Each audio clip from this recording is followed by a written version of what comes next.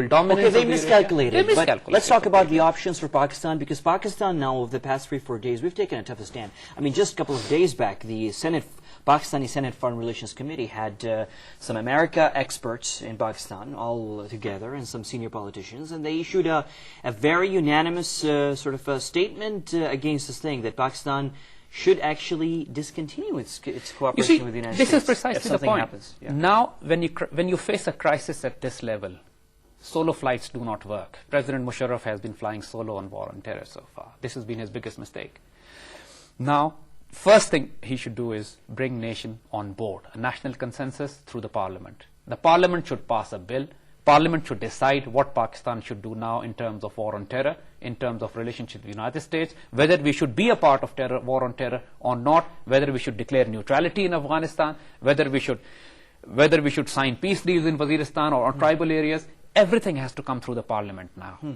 And the burden should be off the shoulder of one man. He had made enough mistakes. It's time he referred it back to the parliament. Let the nation decide.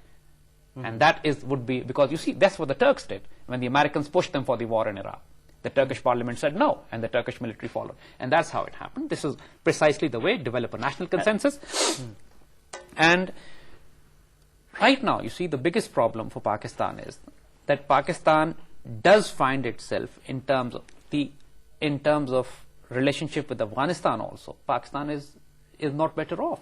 The hostile government is in Kabul. That government has raised the issue of Durand Line, that is supporting insurgencies of Balochistan Liberation Army and the tribe. And in fact, since that government came to Kabul, we are seeing instability in our western provinces for the first time. Exactly, Yeah. and the same terrorism campaign that Pakistan used to see, even worse, at a higher level in the 80s, that we used to see when the Khad and the Afghan Secret Service used to do that, is coming back to haunt us I have again. a question for you here, Zed.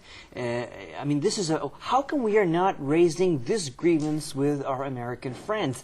That if you're our ally, and we are your ally, and so why don't you help secure our legitimate security interests too in Afghanistan? I mean, Afghanistan is under the Americans' nose. We have these Indian consulates, we have other stuff going on.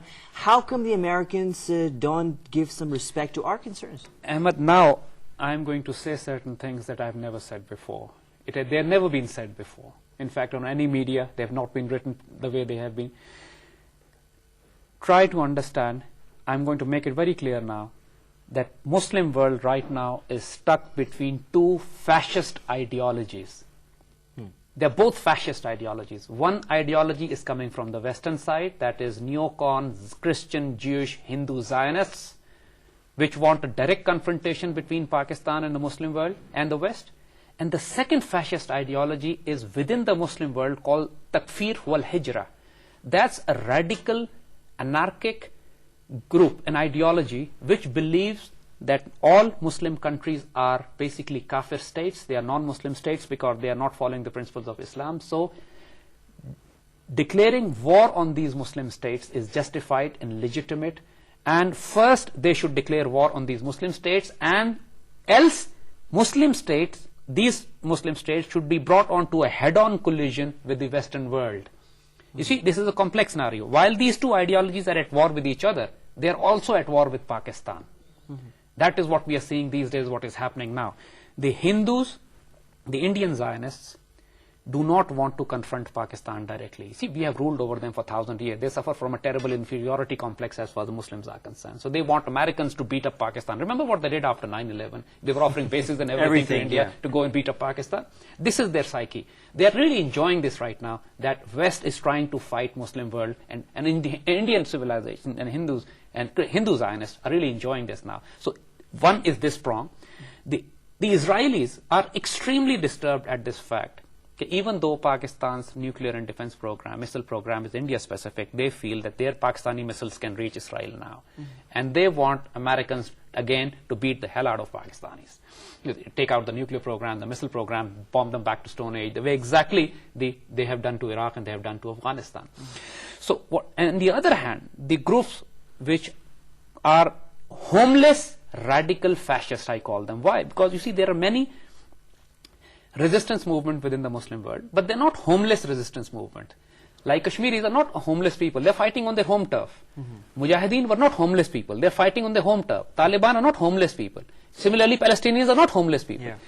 They're fighting on their own turf, war of liberation and resistance. But there's a group of angry Arabs which are homeless. They were driven out from their countries. They have no state, they have no home, they have no place to go, they've got no passports, they don't have nationality. And that has made them terribly radical, and their ideology is to create a state where they can grab and control. Ayman al-Zawahiri, are you referring to him? Yes, Ayman al-Zawahiri's group and Osama's group. Twice, you see, initially after the Afghan war, they tried to create a state for themselves in Afghanistan. Yeah, and they failed in that. They went back to Sudan. They tried to create a state there. They failed. They came back to Afghanistan. They tried to create a state. They failed. Within Afghanistan and the Pakistani tribal area, they tried twice. Once in Kunar, they created an Islamic Emirate of Kunar, and then the Islamic Emirate of Waziristan. They failed. Now, their ideology says that unless we have a state of our own, we cannot establish an Islamic system. So this Islamic state of Pakistan is, since it's non-Islamic, because they believe in takfir, yeah, and they believe in hijrah, and they say these Muslims who are living under a kafir state, living under a kafir government, they're all kafirs and can be ruthlessly slaughtered and killed. Ghazi Rashid and his Lal Musa Brigade, was there an extension of this movement? Exactly. They believed of the same philosophical, ideological thought process. Before that, I would also take you back to the background of the philosophical or ideological historical background of this Lal Masjid clerics. Remember in 1979 there was a group of radicals who took over Kaaba, and their leader believed... The famous incident. Famous incident. Their Utaybi, I guess his name was, the leader believed that he had... Juhayman al-Utaybi. Yeah. And the leader had belief that he has visions and dreams, and he has been given the divine right to establish the Islamic system in Saudi Arabia, so he captured Kaaba during the Hajj, and Saudi government had to use force to eliminate them, and hundreds of thousands of... Not hundreds of thousands, probably thousands of Hajj, tens of thousands of people were killed in that slaughter that took place within Kaaba. Within Kaaba, within Al-Haram. Within Haram, yes. And the ideology of those people was that since the Saudi government is un-Islamic, we have to make Islamic state. And they resorted to ruthless fascist violence. Precisely this ideology I'm talking about, which is Takfir wal Hijra, which is Zawahiri and Osama and Lal Masjid people, they belong to this ideology. These people are homeless, they have no state. These people, Lal Masjid group, why on earth were they collecting weapons in Islamabad? There's no jihad going on here. Their ideology, which people don't realize now, was that one day 5,000 or 6,000 militants would come out of this and they would take over parliament, they would take over Supreme Court, they would take over PTV, they would take over cabinet, they would take over Islamabad, and then force the government to declare Islamic Emirate or Islamic system. And then what would you do? You see, and unfortunately, since for them, we are non-Muslims, Pakistan is an un-Islamic state, so ruthlessly killing Muslims in Pakistan is justified. That's why they do these suicide bombings which kill innocent people. That's why the rocket attacks on Bannu. That's for fighting the Pakistan army. This is the most radical, anarchic, and destructive ideology which has been created within these homeless Arabs. You see, all those militant resistance groups which have their homes are not Takfiri. Sure, no, I get your point.